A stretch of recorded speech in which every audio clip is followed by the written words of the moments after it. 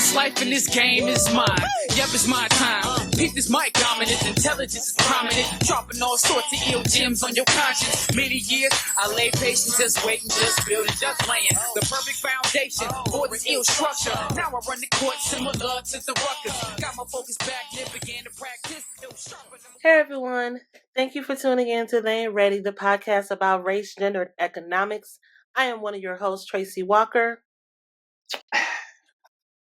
And I'm another co-host, Dr. L. David Stewart. Been a while. So for you newcomers and people who like to watch and make snarky comments, hey, let me let you know for the record, the views represented by Tracy Walker and myself, Dr. L. David Stewart, do not represent entities, affiliations, corporations, or organizations that we may work with and do work with. So that is a nice way to say we're probably going to say some shit that offends you, but I mean, given our current regime, you should be used to it by now. I'm going to add on to that little disclaimer real quick. So, depending on when this airs, we recently had someone that came from one of my hosts, actually. And so if I don't normally do personal shout outs, but there's two people on this podcast. And so you're more than welcome to come to either one of us or collectively. But let me let you know, this podcast is to inform, to educate. It also to have discussions and hopefully spark discussions in your respective circles around these topics, right? Not saying that you have to agree with our opinions, because it's our opinions. Everyone has opinions. But when you come for the character of any of the hosts of this podcast, that's where I have concern. We all have our own experiences. We've all been through different things. And I respect that. Your experience is not as mine. Even my co-hosts, our experiences are different. But the respect level has to be there. So as wonderful Birdman said, put some respect on our name. So, put some respect on it. Put some respect on it. I'm sorry. I just had to say that because I'm all for opinions, but when you kind of cover people's personal character, especially, when social media is such a wonderful place to kind of search around and see about others' characters. So, make sure yours is clean before you come for others. Anyway, let's jump into this conversation right quick. So, I know y'all been waiting for us to discuss this. I have gotten comments like, Tracy, when y'all are going to dive into what is happening in the world today.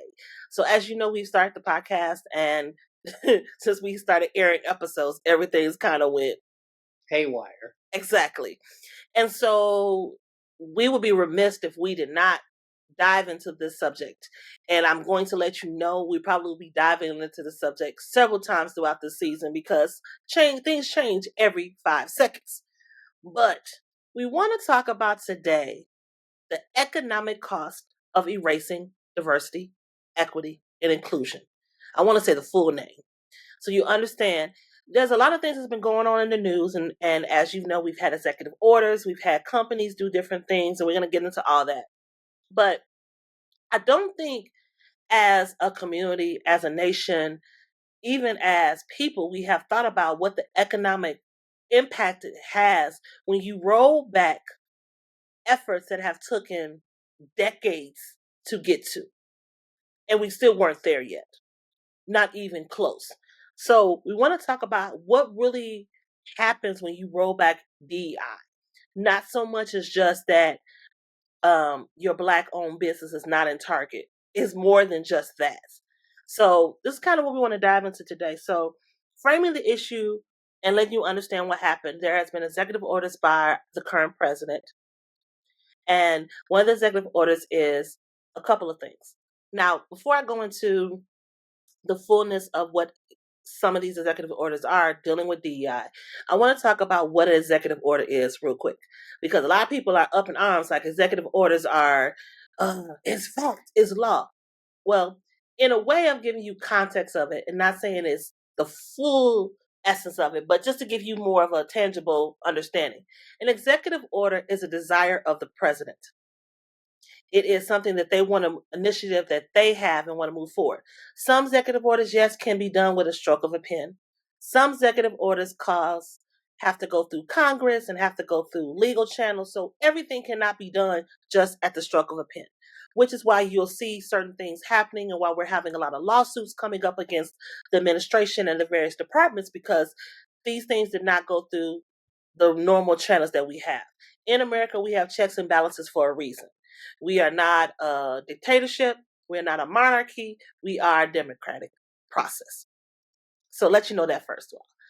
But the thing about it is that one of the things that came up was about DEI positions in government as well as institutions. So there was an executive order that was released that had different institutions that could not operate with what was perceived as DEI practices. And we'll get into what DEI practices are, because I don't think everybody understands that. And so one of the things about it, it impacted government agencies, it impacted corporations, it impacted higher education institutions, as well, because there was certain thresholds, like for nonprofits and higher education institutions, if you had over $1 billion of endowment, that was one of the things that they're starting to have you look at, going to be asking for reports about what is your practices around it, and it does it open it up for everyone. We've heard a lot of things in the news about people being DEI hires and what does that mean. And so this is the framework of us having this conversation. So as we are talking about this and all the litigation that goes on with it, and we're talking about who wins and who loses with the dismantling of DEI, I'm going to start this part off and then I'm going to let my co-host dive into this.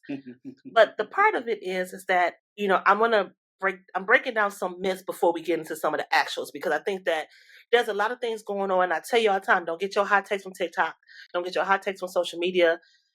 And honestly, nowadays, you can't get your hot takes from the news. You have to look at the actual legal documents or a news outlet that actually is operating in fact, not in opinion, or making sure they say favorable to whoever is paying them or in their pockets for.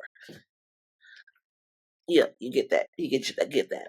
So, the thing about it is, if you look at it, we've heard the percentage that most DEI hires were women, white women at that. There's some validity to that, right? But when they're talking about, there's two different things from DEI hires and DEI practices, right? And what is happening is they're being mushed in together. So what you're seeing is the executive order deals with a lot of DEI practices. What are we doing? Are we having inclusive environments? Are we allowing opportunities for everyone else?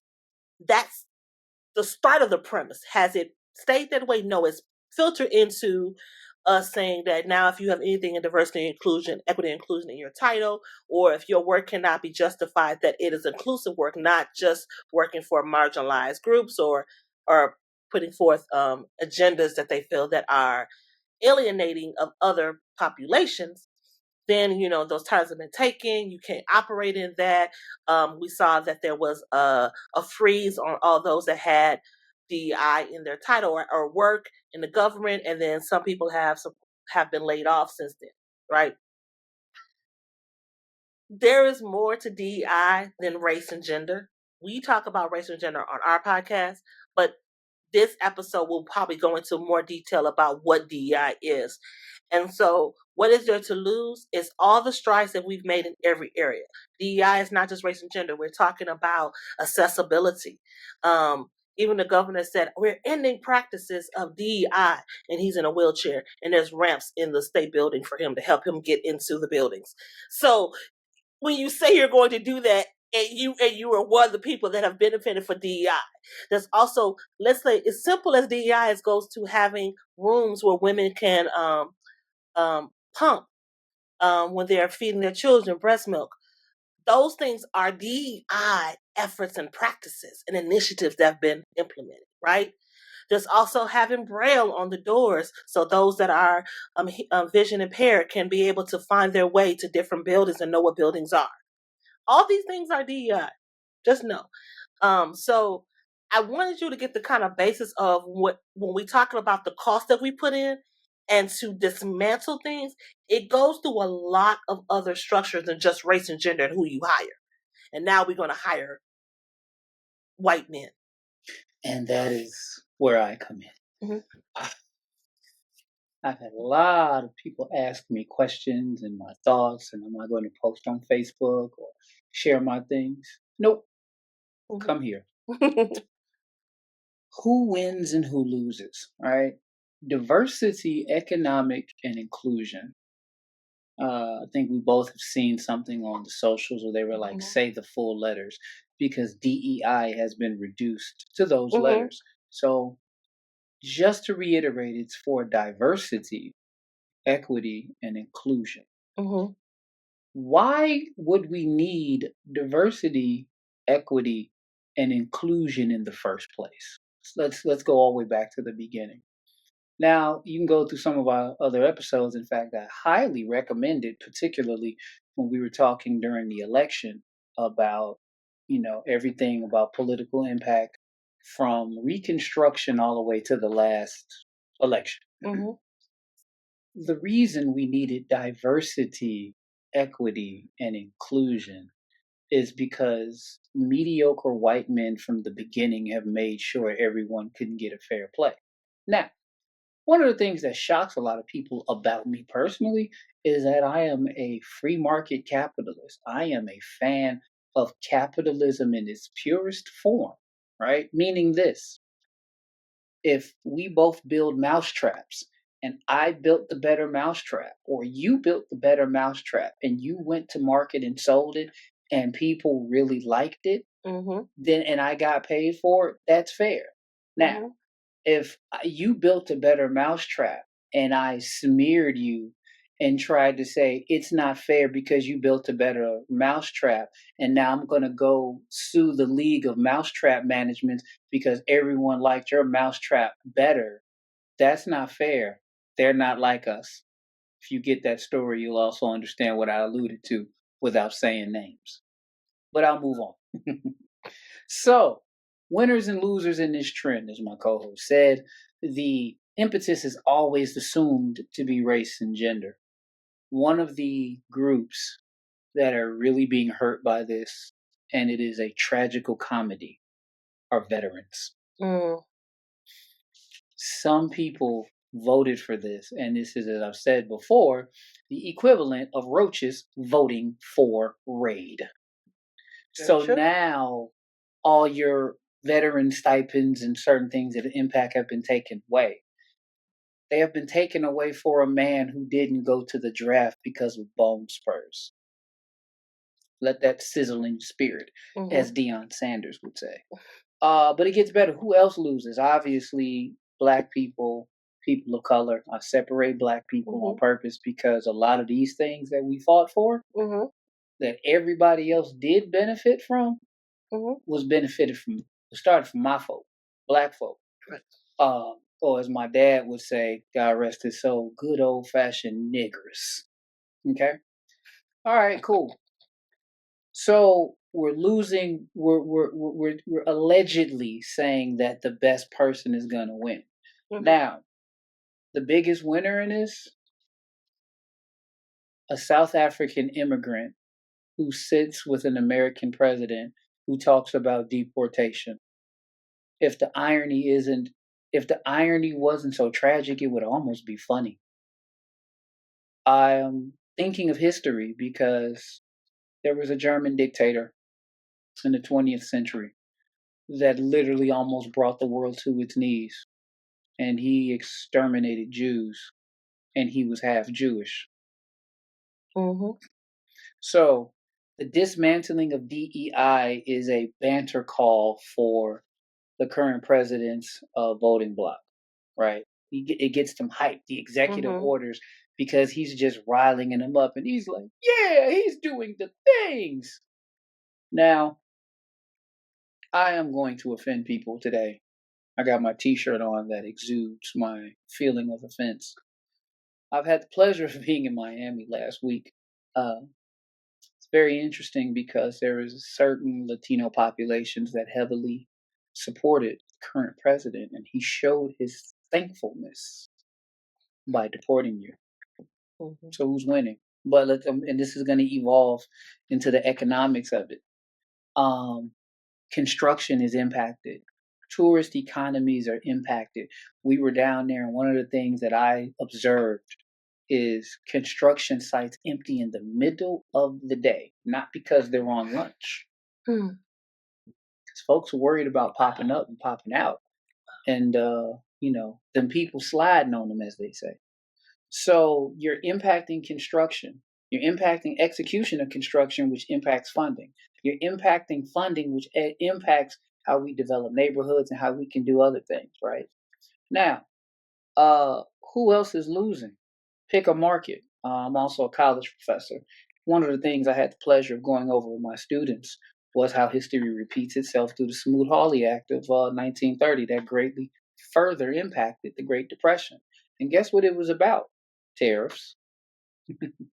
It was about tariffs and how we wanted to protect the farmers, and then we raised tariffs, and other people raised tariffs, and all these organizations getting into economic wars, and who did it hurt? The people. Mhm. So what are you saying, Dr. Stewart? So imagine you go to Chipotle and guacamole is $12, not the bowl, just the guacamole. Mhm. You're like, all right, well, I ain't got to eat guacamole. You're right. What if I told you we get a lot of fruit from Mexico?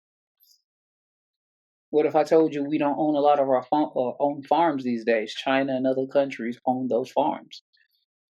What if I told you America does not produce nothing much with the exception of pop culture? All right. So as we get into business cases for this, and there are many studies, I normally give the information, but since y'all like Googling everything about Drake and Kendrick, go use the Googles. There are many studies that I can point you to that show diverse teams outperform homogenous teams. Now, think about this from a common sense perspective. Let's say everybody in the room is black men. Okay. All black men. Mhm. We're going to design a product for black women. Wouldn't it behoove the room to speak to a subject matter expert? Everybody in this room is a black man with a PhD, multiple degrees, multiple experience. But guess who you got to eventually talk to? A black woman. The product is for the black woman. It is an end user. So diverse teams, just common sense, outperform homogenous teams. Because when we talk about diversity, again, we go to race, we go to gender. No one talks about diversity of opinion, diversity of perspective. You need that type of diversity to create and innovate, right? If we all grew up eating fried chicken, how will we understand how to make turkey good, right? All right, you may need a vegan, you may need you need all these different types of people, and I'm using really simple examples for people to understand why diversity is important. This country was built on diversity, even if it wasn't good to us. There was a thing where it's like, give us your poor, you're tired, right?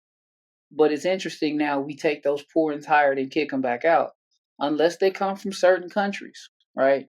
Mhm. And also, DEI and its connection to employee retention and satisfaction is very interesting. Again, diversity of perspective, especially like for me coming from the creative field, you want people with different creative perspectives.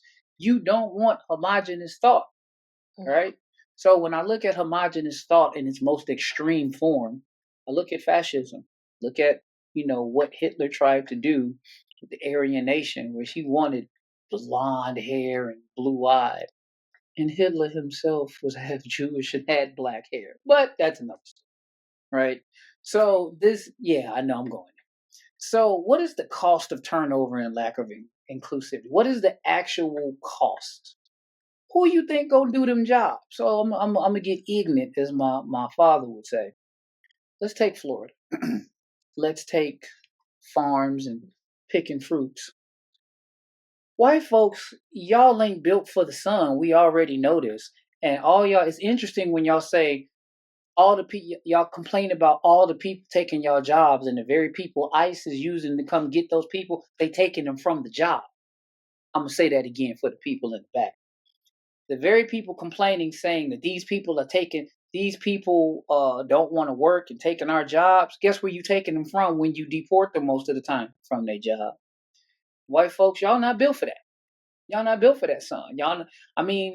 Our country, whether we want to admit this or not, has been built on immigrant labor in so many fields, from construction to hospitality. It is just the fact of the matter. Okay? All right. What else is a cost to that? The lack of exclusion.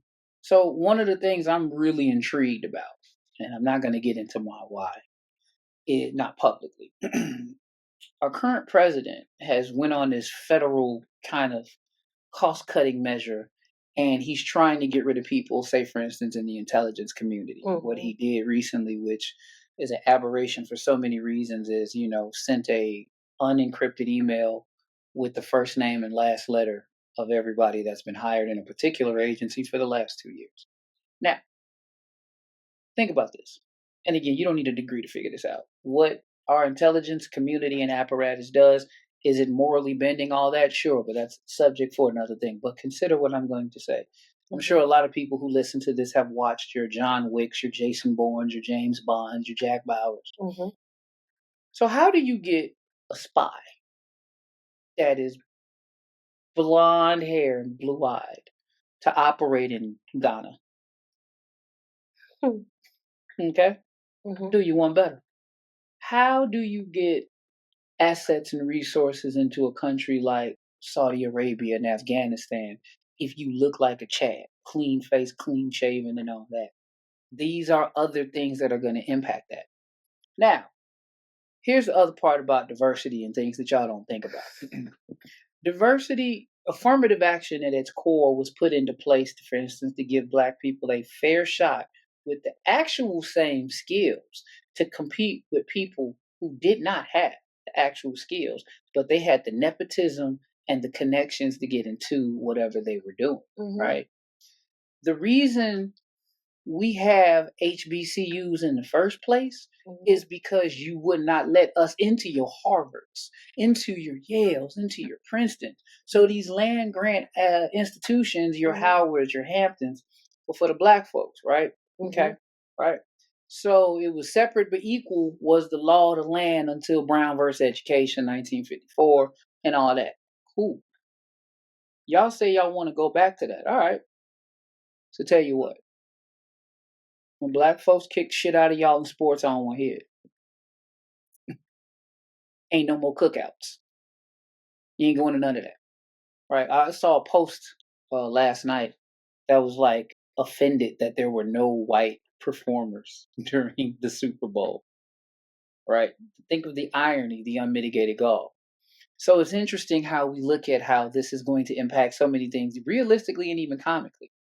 Now, on the other point before I turn over to my host, because there's so much more we got to go through, and we will be going through this for quite some time. Yes. So when we look at consumer trends favoring brands committed to equity, we obviously know about Tabitha Brown and Target. That's its own thing, right? But it's interesting. I'm very curious because I have a very dark, gallows sense of humor. We feel, well, excuse me, not we. I don't want to say we because I don't support this, but our U.S. government feels a way about Mexico. If it was up to me, I would love for all Mexican companies and brands to not sell nothing on Cinco de Mayo. Not a taco, not a torta, not a hat, not a guaca, not a nothing. I want y'all to think about that for a minute. I would love to see a Mexican blackout. Because when it comes to Cinco de Mayo and a few others, it's all of a sudden, the gringos and all this appropriation. But you want my tacos, but you want me out. Okay, right? Exactly. And my last point, because this is personal to both of us, is higher education. What happens when DEI is erased in academia? Oh my God, I can do a podcast by myself on this one. So I'll give a couple of points. What y'all don't realize is in your elite universities, most of your elite universities are not comprised of Americans, particularly in STEM. Let me say that one more time. Most of your elite university students, particularly in STEM, from the Ivy League schools even Black Ivy League schools, even other universities are comprised of non-Americans. So much so that my co-host has gone over here on numerous times the 90-10 rule of why they want international students who got that money to come on over here to get that education. So what happens when you go into a trade embargo with China and those Chinese students ain't coming to your programs? What happens when someone doesn't want to agree with you and they're not coming? I'm gonna paint a picture, and I hope to scare the shit out of you. And if I do, I've done my job well. I was listening on the way here to Rami. Oh, I don't want to mispronounce the Indian gentleman's name because I struggle with it. But he said, he wants to get rid of the Department of Education. He wants to kick it back to the states. He wants to make it competitive with the states. That sounds like a good idea, except we're one country. So I'm gonna paint a picture for you. I'm not even gonna use black people. Let's say little Jimmy Lee has a knack for science. Jimmy Lee, however, is from Mississippi.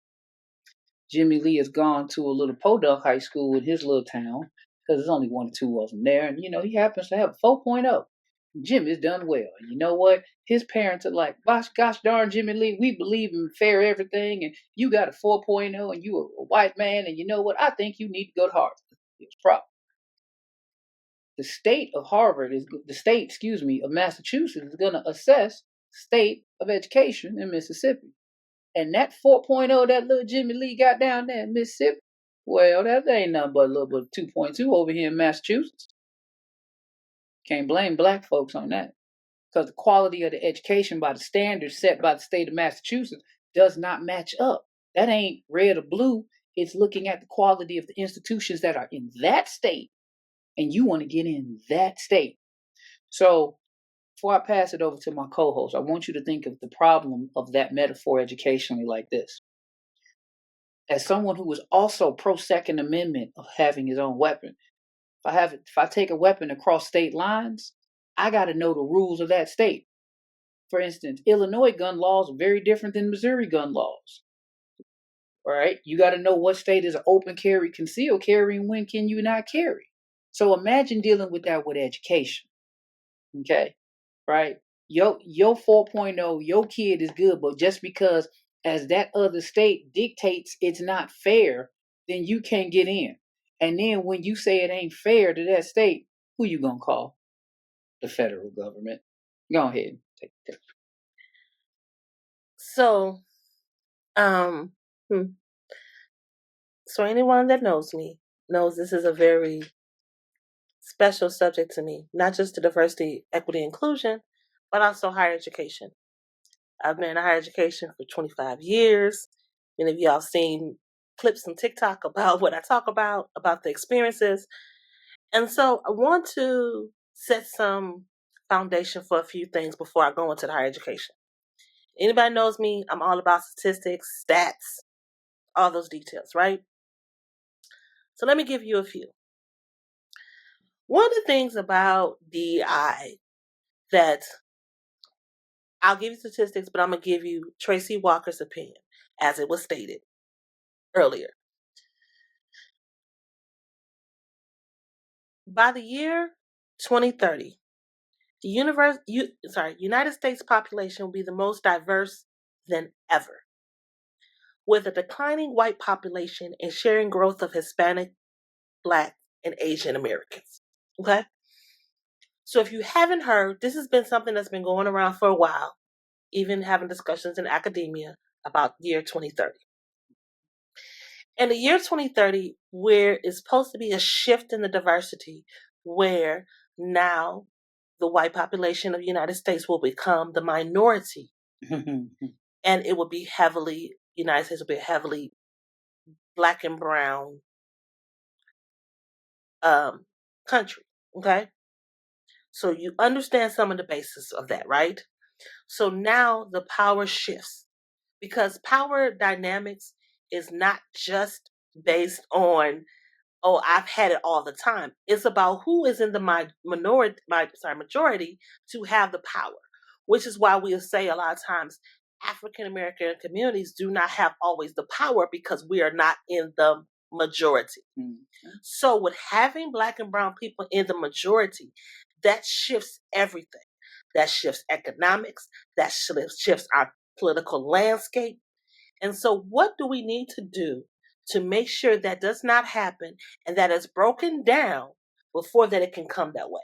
Mhm. Mass deportation, rolling back of DEI efforts, and having a financial implication for companies, universities, institutions that do. Affecting their grant funding, which many schools are top tier schools, are research schools. And these research schools are connected to hospitals. So if you see things that are happening with research, things are happening with um, insurance, and all these different things are going on, all have a connection, right? All affect us economically. Tracy, why did you say all that, right? So when you go through and they're trying to roll back DEI, and I said try, because if you don't know right now, there's lawsuits against it popping up everywhere. There's organizations that are involved, and you can look it up. I'm not going to say the organizations on here, but you can look it up and find out. I'm actually part of one of them that is doing one of the lawsuits.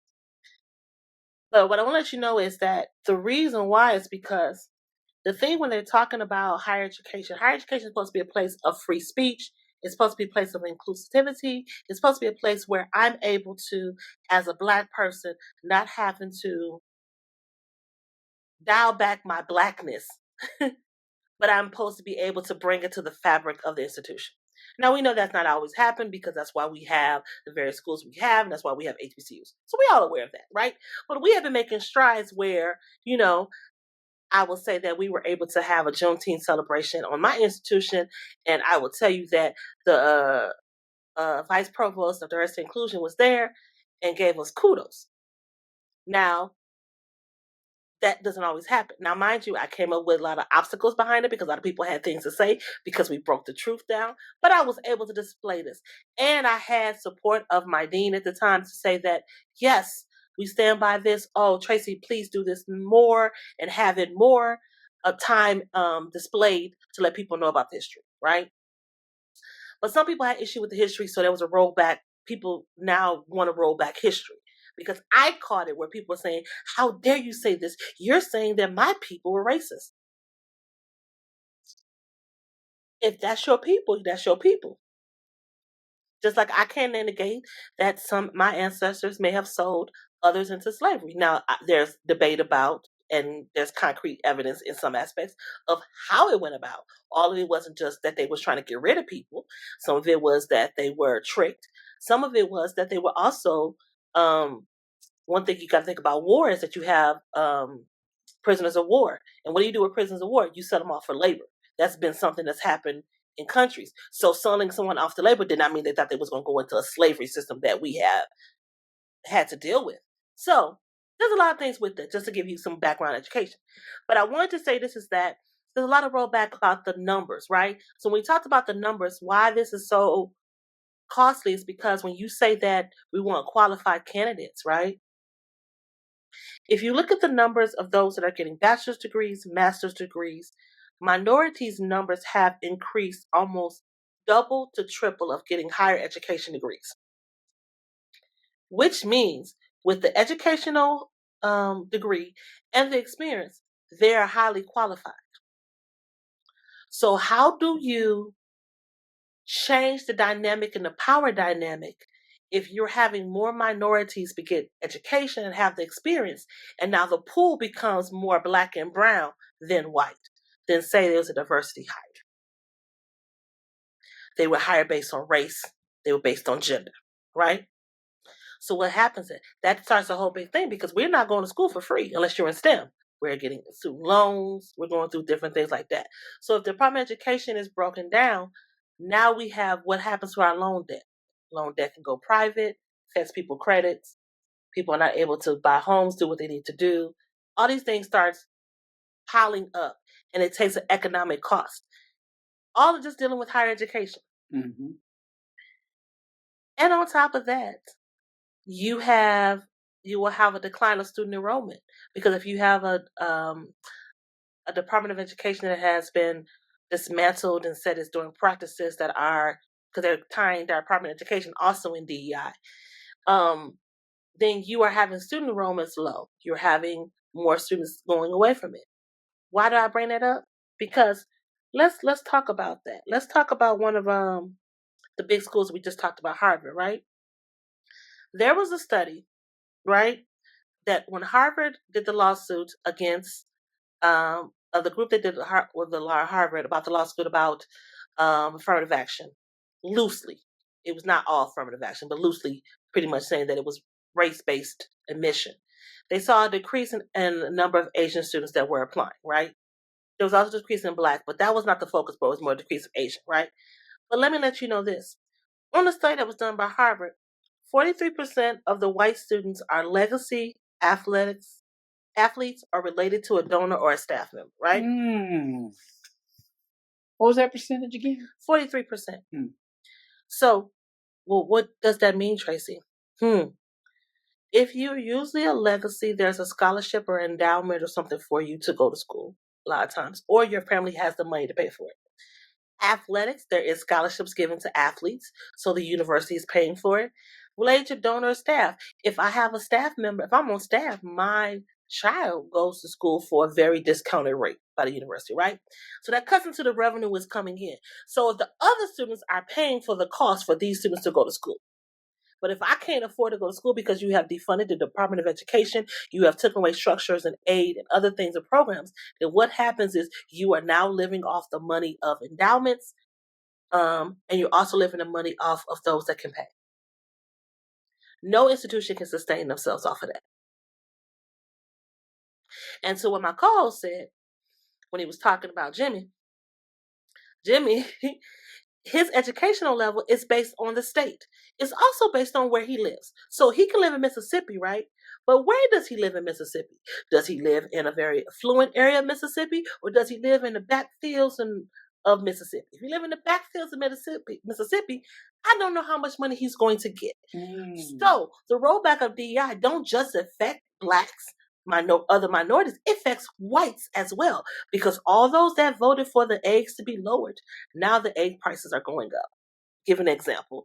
But now you're going to see the impact of how you get education. So in order to be more educated and advanced, now you see what happens, implications of how we're able to move forward and have more aggressive retention goals and faculty retention, student retention. This is where it all affects it. Everything. I'm not going to send my son to a school that costs so much, right? Mm-hmm. But where we probably will see an influx of students going to school, if we do what we're supposed to do, if we stop just coming down for homecoming and partying, but actually give money into these endowments and different things that these Black HBCUs. Because why? Because even if the government decides not to give federal funding to us or overall, they say destruct the Department of Education and break it down to the states, right? Many states, including like Illinois and other states, are standing behind their diversity efforts. So what they're going to do, still give a little bit of money to the HBCUs, right? So the HBCU, their percentage, right? So now what you happen is, what you thought you was going to defund, you're going to have schools that still are going to be funded by governments and state level, and now you're going to have enrollment increase there because I can go to that school because now I can afford it. All these other schools that weren't willing to do that, not willing to help them, are going to see the impact of it. So you're going to see some of these top tier schools looking at other schools like, what's going on? And also those that have high endowments are ones that are really being affected now by the DEI. If your endowment is not over $1 billion, you ain't really got to listen right now. So what happens to a school like Auburn or Alabama in the South? Roll Tide. That love recruiting Black talent because you want to keep winning them championships, keeping that athletic program financially lubricated. What if those wonderful African Americans that you recruited, they're now in the NFL, that are winning championships and doing all these things, decide that they want to be a Kaepernick and support their own and start divulging and putting their money into HBCUs and start building up programs? Y'all thought Deion was a problem. You ain't seen that. We have Michael Vick at Norfolk State. We'll see what happens. It's coming. But you bring up a good point of the talent a pipeline crisis, not only in sports, but for instance, I'm going to take a shot at Target. Target was in Minneapolis, it's headquartered in Minneapolis, Yes, it is. and post George Floyd, they really were trying to do all the right things. A lot of us who have worked in and around this EDI space is realizing folks showed their colors by pulling back, Mm-hmm. right? And you're doing it in lieu of the president. And again, I understand some of it is about rewording and doing some things, but some of y'all ain't doing it, okay? It's hard to stand by and work for a person that does not value me. Mm-hmm. Yeah, you need a job. Yeah, you need to make money. We all do. But there's no need to being disrespected for $1. And then now it's going to come a point where you can't find talent. Because guess what? Some of these folks in these high up organizations is about as racist as they can be, but they had to be diverse because they were told to. Now they're not. So what happens when you just can't find the talent? And what happens when the people that you purposely ignored and then you tried to use your nepotism to hide your little Jimmy Lee and all that, and Jimmy Lee just ain't good. And Jimmy Lee is bad for business. They ain't got nothing to do with race. It's economics at this point. Him bad for business. Okay? Then what you gonna do? So you're seeing the impact of that right now in construction. A lot of construction companies, especially small mom and pops. It's different if you're a big company that's grossing 100 mil a year in work and things like that. But if you under 20 mil, then you ain't got a big enough organization where you getting workers from. That means you slowing down construction. That means you slowing down completion of projects. You messing up people's money. Well, not even just those people. If we hit a target, you saw that the stockholders are suing Target because they said we did not realize that the rollback that will be done would have implications of a boycott, right? And so now Target is having a discussion and revamping and looking about how they move forward because they were trying to be compliant and thought it would be great, but their stockholders said, hey, you hitting our money. Unification is something else, ain't it? Standing behind what we believe is something else that tells you the shifting of how we can shift and move things forward. But it's so interesting to me that what has come out of here, and a lot of things that I know we're going to talk about it even more, but a lot of things have come out of this whole economic impact of rolling back DEI was, to me, all the money and lucrativeness that these companies received on their performative trying not to call it what I want to call it, but a performative display of racial togetherness. You tried. I tried. I'm trying. Continue. I do have a 9 to 5. And so, but I want to say, really, a lot of things were like, I got all those letters during the George Floyd riots and everything else around his death, and everything for companies I didn't even know that I was even signed up for. Everybody just performed their commitment, and the commitment because it was lucrative. Anybody that said that they were behind diversity, equity, and inclusion, we were supporting. We were buying stuff from. And I had a conversation even with my sister about this. I love you. I'm gonna have to tell the business. I had a conversation with her, and she was talking about her boycotts. And she was like, are you ready to boycott? And I was like, yeah, but I'm just kind of on the fence. And she said, why? I said, because people been having the hoods on for so long. Even though they said they were behind supporting us, we've been buying from people that have been having hoods behind us and didn't like us before for a long time. # Montclair. Right. Let's talk about Coca-Cola. Coca-Cola was never made for us. Coca-Cola never advertised for us. Coca-Cola was not trying to get at us. It was when they found that it was lucrative and Pepsi was on their tail, especially with the halftime show, because Pepsi was for us. Pepsi was that brand. And yes. And so when the halftime show came and all that stuff, and they started seeing sales and Pepsi started being competitors, now let's go after the black market. I'm going to let you know, if you look at those old ads, you will only see white people. You will not see us. You will pretty much see that they were saying that this was the American dream, Coca-Cola was, and we were not to fit into. But now this performative thing of like, we're in solidarity with you. It irritates me. And so now when I was telling her, I was like, we've been doing this all along. So like, Unfortunately, until we have our own, we're always going to grease the pockets of people that will lynch us tomorrow. Mm-hmm. Mm-hmm. Always. Mm-hmm. And again, it's lucrative till it's not.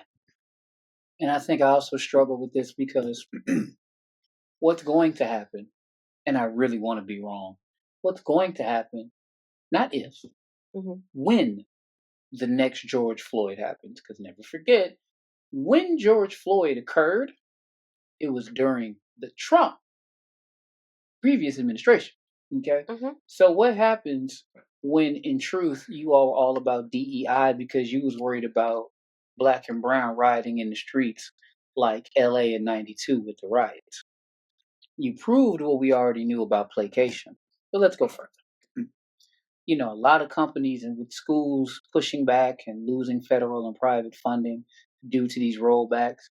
You ain't hurting just black and brown. You hurting some of your own people. Correct. You're hurting the engine that makes the fabric of what America is alleged to be. And I say that as a black man born in this country.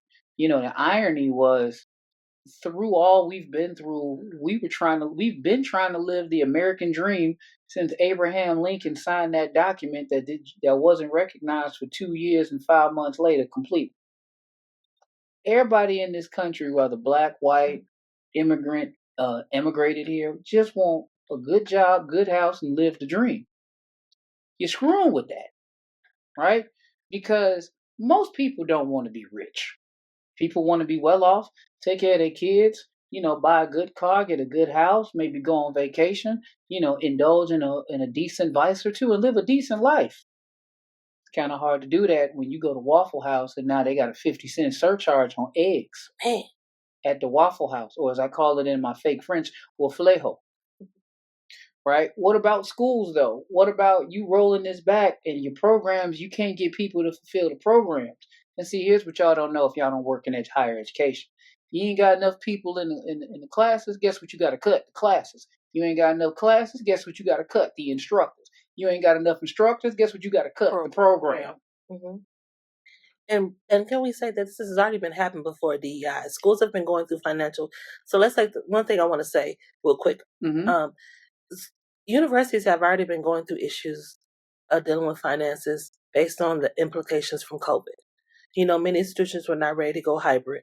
They were not structured to go hybrid or remote and had to change. There was also not having the 10% coming in of income for students that were stuck and were not able to come back into the United States. Some students never did return because they didn't feel comfortable. And now we have the implication of rolling back DEI of now with students that are from different countries. Do they feel comfortable coming to a United States that tells them that they're not important, that they're not valued, that they're not worth it? By rolling back all our efforts and saying that now we can't celebrate. So they can't celebrate their culture here in many places and feel comfortable. You know what I'm saying? You're not having Google roll back their celebrations and other things of different Black history, Jewish history, women's history. So now universities are dealing with COVID impact that many are still recovering from, possible grants being lower, dealing with this DEI rollback and how it implicates enrollment with students and stuff like that. It's a perfect storm to hit us to see what will really happen. So this has been a trickle-down effect. And now you just keep adding on the layers of what every institution is dealing with. You know, I have been dealing with one aspect, and now my goals that were set for me in October have drastically changed to February now, where we're in some crucial situations of how to move forward with everything being added.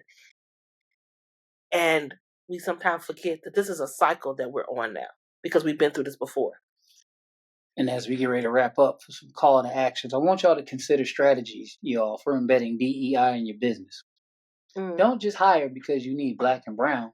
You need creative and different people. And if everybody think like you and agree with you, how you going to get something different? It's common sense. So here's another thing you want to think about. If you don't reframe DEI and put these people to work, Darwinianism will take effect. What do I mean? Students of history understand that when the Great Depression occurred, there was another thing going on concurrently. Prohibition.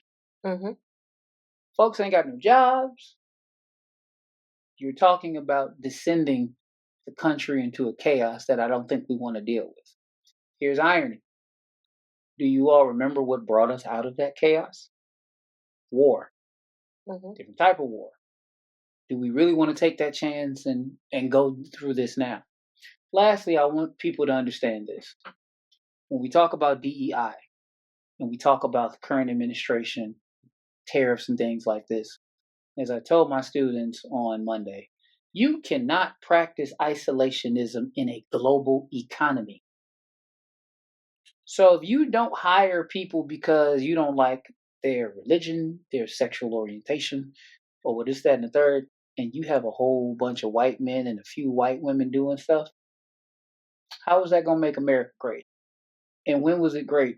Because you said again. So consider this. We are now creating the fertile ground for really anti-American activity economically, for people to go to other places and go, hey, dog, I couldn't eat.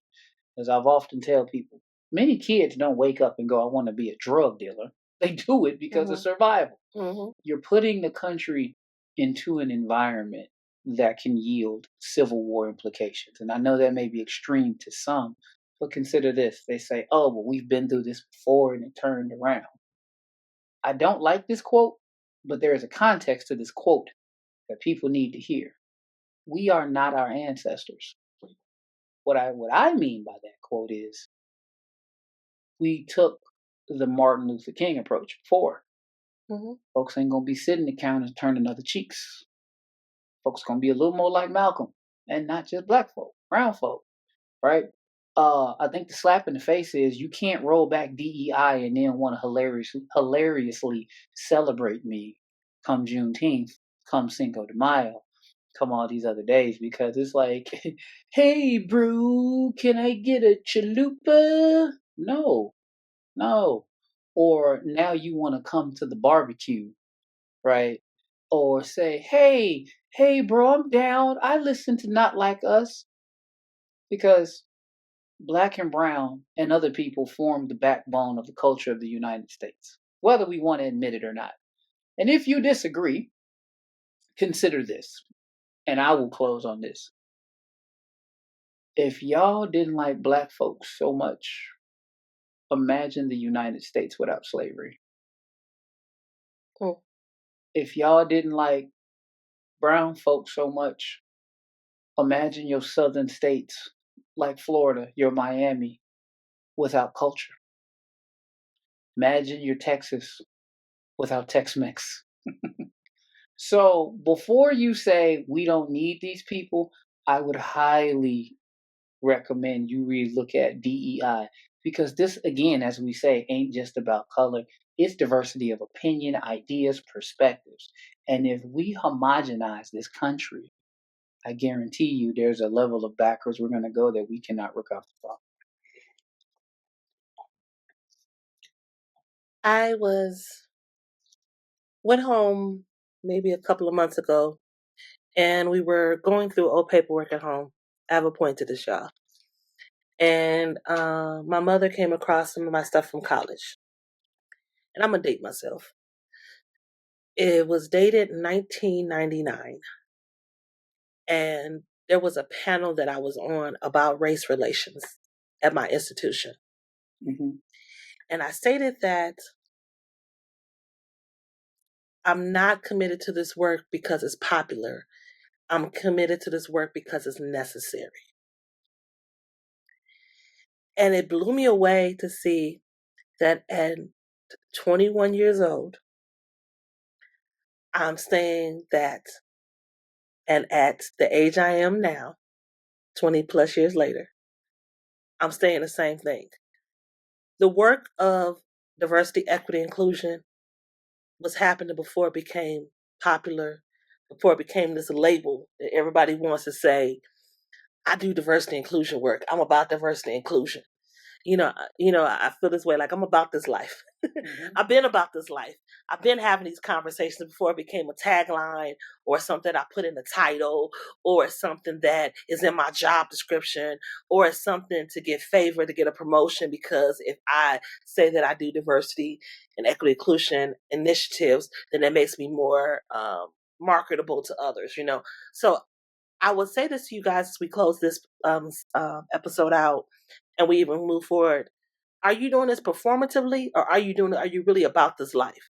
Because being about this life means there's going to be times where you are celebrated, almost a ticker tape parade, and there's other times that people are ready to throw knives in your back to say that you ain't even worth it. And I'm saying, I've been through the knives before, thought we was in a good place. I wasn't oblivious. I want to say I was not naive that this could come back to a place where I get stabbed again. But I thought we were a little bit further away from that happening. Of course, America proves me wrong every time. But are you really going to be about this fight, or are you just going to keep talking? Are you going to allow someone to dictate how you operate and move? I can't change that I'm Black. I can't change that I'm a woman. So I shouldn't be able to have to change my point of view and opinions on how I move forward. So as you get active and support organizations, stand up for what you believe in. But if you're performative with this, okay, you can sit down now. We need the real goons. We need the real soldiers. We need the real people that's about this business, that don't mind what people have to say or what they're going to do and really fight. Because at the end of the day, I'm not just fighting for me. I'm fighting for everybody that falls underneath that umbrella. I'm fighting for that person that has the one leg. I'm fighting for that person that has developmental issues. I'm fighting for that person that has vision impairment. I'm fighting for that veteran that sacrificed and gave their lives, lifetime of service, that now has been injured and is dealing with the benefits and can't find a job because he's dealing with mental situations due to what occurred to him and what he had to witness in war, fighting for this country. That's what I'm about. What are you about? Like, there's an economic cost to this, sure enough. And we're going to take a hit. Yes, we are. But are you going to stop fighting because it's cost? It's always going to cost. What are you willing you worth to lose? I'm not willing to lose who I am over this. I'm going to still be who I am. So I leave that with you guys because I put this really push together, because what I don't want people to do is start becoming a shrinking violet in this war. And it's a war. It's not a fight. It's a war. Yes. Because it's a long-term war. Because the fight happens once and you're done. We're going to be warring for this for a while. Even after we come out of this, and even if we elect a new president and the president says, I'm for diversity and inclusion, the hoods are off now. Mm-hmm. And they ain't going back on. So now we're going to have to fight opinions, concepts. I hope we don't have to fight people about these ideas and concepts. So we're going to continue to have these conversations that many are not ready to have. So we're always open for your feedback. Please reach out to us. Email us. DM us. Just be prepared. You can talk to... And be respectful. You can talk to both of us. You can talk to any one of us. Some you get a certain responsible one, you get another responsible. Hey. It's just where it is. But you're more than welcome to reach out to us and talk to us. But we wanted y'all to keep having these conversations. Follow us on Facebook, Instagram, YouTube. We got more things to talk about. This topic is going to be ongoing, so get ready. It's a long road, y'all. So keep tuning in. Thanks for being with us. Talk to you later. This mic, this life, and this game is mine. Yep, it's my time. Peep this mic dominant, intelligence is prominent. Dropping all sorts of ill gems on your conscience. Many years, I lay patient, just waiting, just building, just laying the perfect foundation for this ill structure. Now I run the court similar to the Ruckers. Got my focus back, then began to practice. It was sharper than